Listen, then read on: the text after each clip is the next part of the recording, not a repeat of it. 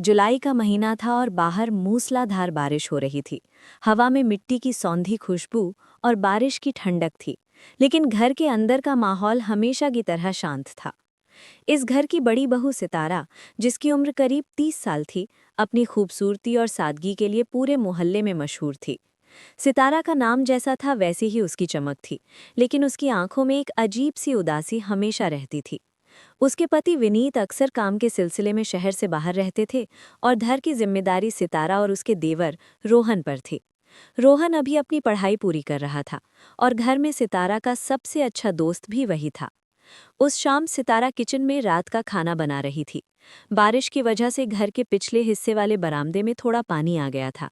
सितारा हाथ में चाय का कप लेकर जैसे ही बरामदे की तरफ मुड़ी, उसका पैर वहां पड़ी गीली पायदान पर फिसल गया।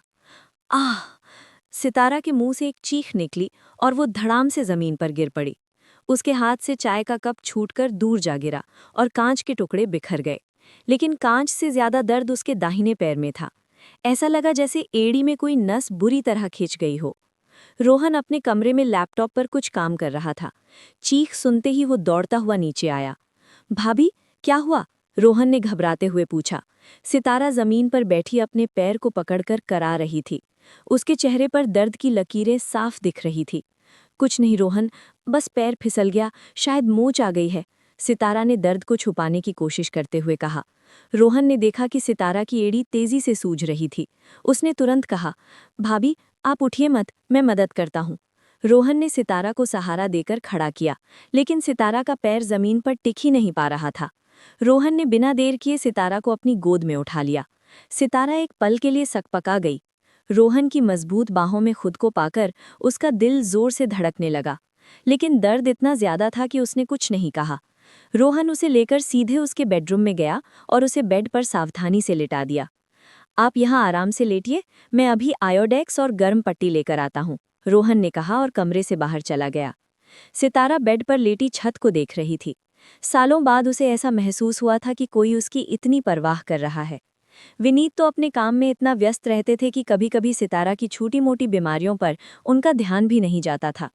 लेकिन रोहन, रोहन हमेशा से अलग था। स्पर्श और सुकून।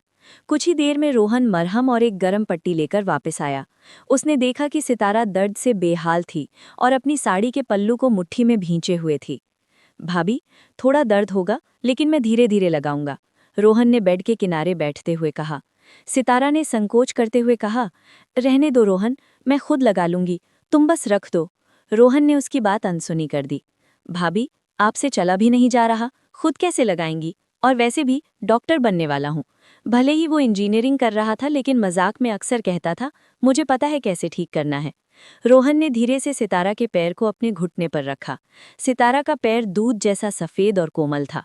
एड़ी के पास हल्का नीला निशान पड़ गया था। रोहन ने अपनी उंगलियों पर बाम लिया और धीरे धीरे सितारा की एड़ी पर मलना शुरू किया। जैसे ही रोहन की गर्म उंगलियां सितारा की ठंडी त्वचा पर पड़ी, सितारा के बदन में एक सिहरन दौड़ गई। दर्द और सुकून का एक मिला जुला एहसास उसे होने लगा। रोहन बहुत ही सधे हुए हाथों से मालिश कर रहा था। उसकी नज़रें सिर्फ सितारा के पैर पर थीं, लेकिन सितारा की नज़रें रोहन के झुके हुए चेहरे पर टिकी थीं। उसे महसूस हुआ कि रोहन अब बच्चा नहीं रहा, वो एक समझदार और आकर्षक युवक बन चुका था। ज्यादा दर्द हो रहा है रोहन? रोहन ने सिर उठाए बिना पूछा। सितारा ने होठों को जीभ से गीला करते हुए धीमी आवाज में कहा, नहीं, अब थोड़ा आराम है, तुम्हारे हाथों में जादू है शायद। रोहन मुस्कुराया, जादू मेरे हाथों में नहीं, आपकी किस्मत में है कि आपको इतना अच्छा देवर मिला। दोनों हंसे और माहौल थोड़ा हल्का हो गया। रोहन ने मालिश करते हुए थोड़ा ऊपर पिंडलियों की तरफ हाथ बढ़ाया। सितारा ने अपनी साड़ी को थोड़ा ऊपर खींच लिया था ताकि रोहन को आसानी हो। रोहन ने कहा, भाभी, आपकी त्वचा बहुत सॉफ्ट है, आपको अपना ज्यादा ख्याल रखना चाहिए। भैया तो बस काम में लगे रहते हैं, लेकिन आप तो घर की रौनक हैं। सितारा के गाल लाल हो गए। रौनक तो तब हूं जब कोई देखने वाला हो, उसके मुंह से अनजाने में निकल गया। रोहन रुका। उसने नजर उठाकर सितारा को देखा।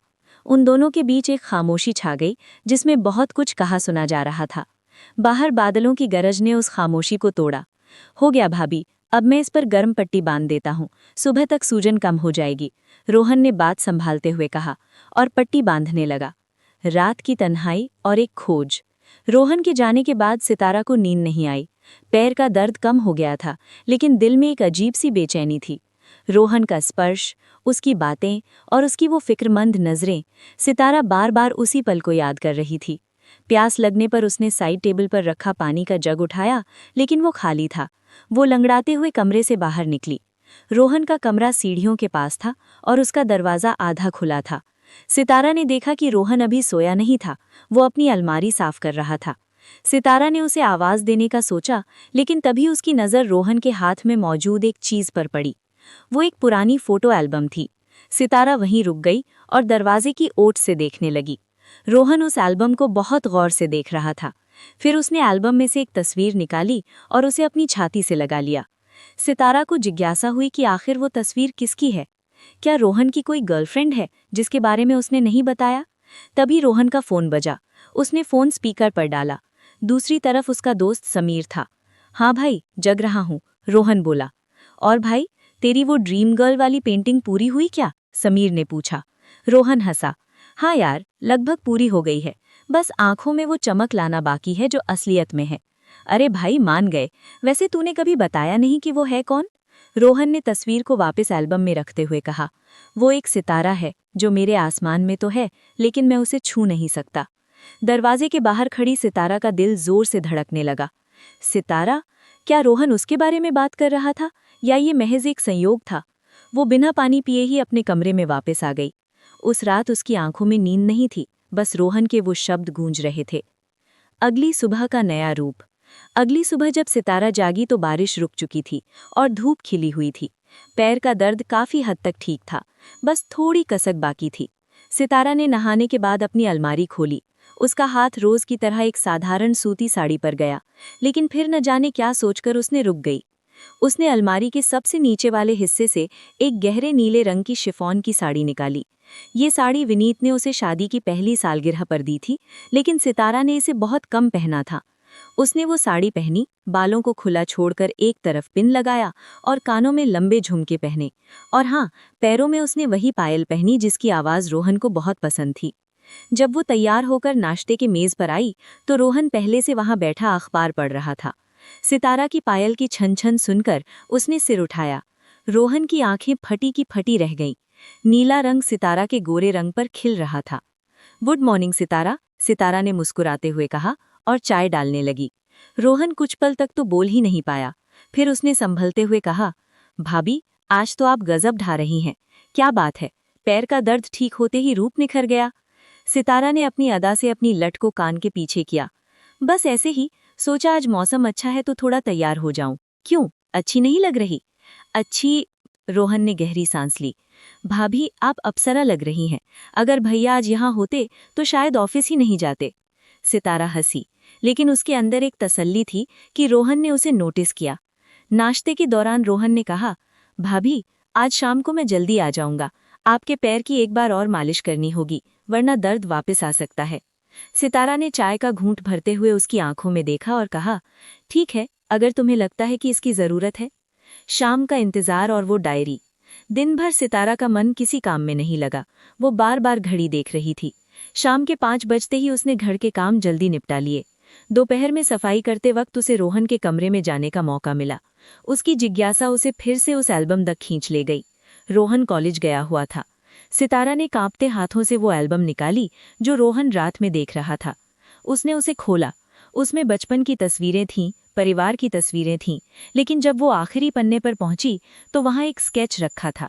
वो कोई तस्वीर नहीं, बल्कि हाथ से बनाया हुआ चित्र था। उस चित्र में एक औरत बारिश में खड़ी थी, बाल भीगे हुए, चेहरे पर वही उदासी जो सितारा के चेहरे पर अक्सर होती थी, और नीचे लिखा था, मेरी प्रेरणा, मेरा सितारा। सितारा की आंखों में आंसू आ गए। वो समझ गई कि रोहन के दिल में उसके लिए सिर्फ देवर वाली इज्जत नहीं, बल्कि कुछ और भी है। एक ऐसा एहसास जिसे उसने कभी शब्दों में बयां नहीं किया। उसने जल्दी से एल्बम बंद की और वापस रख दी। शाम को जब रोहन घर आया तो वो अपने साथ मोगरे के फूलों का एक गजरा लाया था। भाभी आते वक्त मंदिर के बाहर ये मिल रहे थे। खुशबू बहुत अच्छी थी तो ले आया। रोहन ने मेज पर गजरा रखा। सितारा ने गजरा उठाया और सूंघा। बहुत अच्छी खुशबू है, थैंक यू रोहन। रात के खाने के बाद रोहन ने कहा, चलिए भाभी, आपका सेशन शुरू करते हैं। पैर दिखाइए। सितारा सोफे पर बैठी थी। उसने अपना पैर स्टूल पर रखा। रोहन ने फिर से बाम उठाया। आज का माहौल कल से अलग था। आज दोनों के बीच एक राज था जिसे वो दोनों जानते थे लेकिन बोल नहीं रहे थे। सितारा जानती थी कि रोहन क्या महसूस करता है और रोहन को लग रहा था कि सितारा आज कुछ बदली बदली है। रोहन ने मालिश शुरू की। आज उसके हाथ सिर्फ एड़ी तक नहीं रुके, वो धीरे धीरे पिंडलियों और घुटनों तक मालिश करने लगा। भाभी, आपको पता है, रोहन ने धीरे से कहा, बचपन में माँ कहती थी कि अगर किसी को दिल से चाहो तो उसे दर्द में नहीं देख सकते। सितारा ने उसकी आंखों में देखा। तो क्या तुम मुझे दर्द में नहीं देख सकते? कभी नहीं, रोहन ने गंभीरता से कहा। आपका दर्द मेरा दर्द है। सितारा का दिल पिघलने लगा। उसने अपना दूसरा पैर भी स्टूल पर रख दिया। रोहन, क्या तुम सच में मुझे इतना मानते हो? रोहन रुका। उसने सितारा के दोनों हाथों को अपने हाथों में लिया। भाभी, मानना शब्द बहुत